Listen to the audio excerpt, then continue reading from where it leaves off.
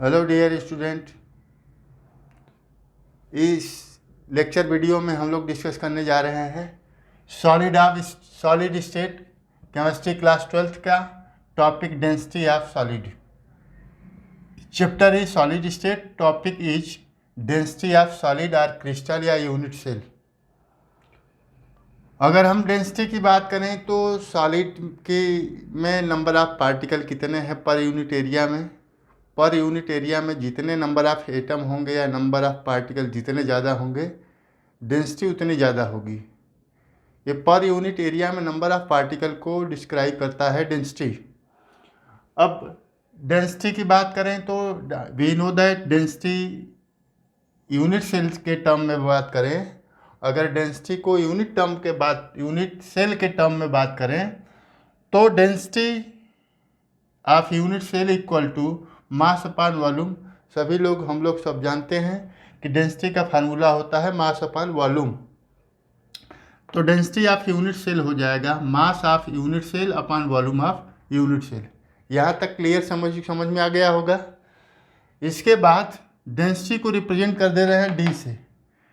D equal to mass of unit cell. कोई unit cell का mass क्या होगा? Mass of all atom in one unit cell. उस unit cell में जो भी एटम होंगे उनका मास ही होगा उस यूनिट सेल का mass. Mass of all atom in one unit cell upon volume of one unit cell. यहाँ तक समझ में आ गया होगा आपको। इसके बाद इसमें हम एक क्राइटेरिया मान लें, एक कंडीशन मान लें कि यदि ऐसा है कि यूनिट सेल में जितने भी एटम हैं सब आइडेंटिकल हैं, तो उस केस में if all atom are identical then density क्या हो जाएगी? तो mass of all atom in one unit cell को हम डिराइव कर सकते हैं mass of one atom into number of effective atom. हम लोग जानते हैं कि अलग अलग यूनिट सेल में नंबर ऑफ इफेक्टिव एटम अलग अलग होता है। तो ये पता कर लें कि मास ऑफ वन एटम कितना है और नंबर ऑफ इफेक्टिव एटम कितना है, तो दोनों को मल्टीप्लाई कर देंगे तो हमें पता चल जाएगा mass of all atom in one unit cell. तो इस mass of all atom in one unit cell को डिराइव कर दिए तो mass of one atom into number of effective atom upon volume of unit cell. तो इसके नीचे ही upon volume of unit cell हो गया। इसके बाद इसको सिंबॉलिक रिप्रेजेंटेशन दे दें तो डी इक्वल टू हो जाएगा M into Z upon V. V volume है, Z is the number of effective atom है, M is the mass of all atom present in one unit cell है। अब इस यम को हम डिराइव करने जा रहे हैं। इस यम जो स्मॉल यम है, मास ऑफ ऑल एटम जो है, इसको हम डिराइव कर सकते हैं। तो 1 mole atom equal to N atom होता है Avogadro number. N represent to the Avogadro number. 1 mole atom किसके इक्वल होगा? एवोगैड्रो नंबर के इक्वल होगा, एन एटम के इक्वल होगा। अगर इसके मोलेकुलर मास को ग्राम में रिप्रेजेंट कर दें तो एन एटम का ये मास हो जाएगा मोलर मास। अब mass of one atom calculate करना हो, mass of one atom calculate करना हो तो हमें molar mass of particular atom upon Avogadro number. Molar mass upon N A हो जाएगा।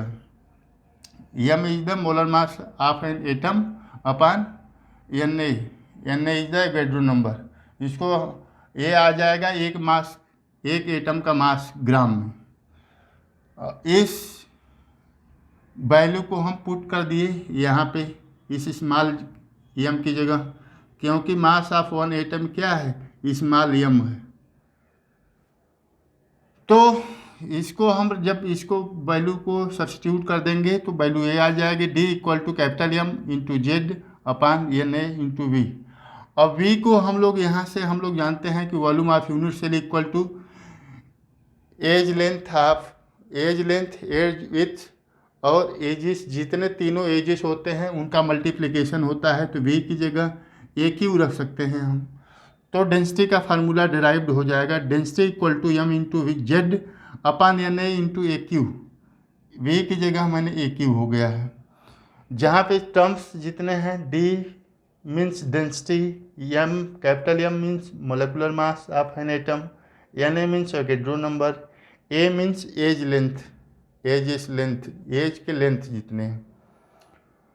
तो ए आपको डेंसिटी का फार्मूला हो गया, D equal to M into Z upon N A into A cube. अब मोलर मास दे करके, एज लेंथ दे करके आपसे डेंसिटी पूछ सकता है, डेंसिटी दे करके आपसे मोलर मास पूछ सकता है, जेड पूछ सकता है, एज लेंथ पूछ सकता है। इसमें से कोई एक वैल्यू छोड़ के बाकी सारी वैल्यू दे करके आपसे एक वैल्यू पूछ सकता है। यहाँ से न्यूमेरिकल आता है, वेरी इंपॉर्टेंट है, इसको फार्मूला को सभी लोग याद कर लीजिए।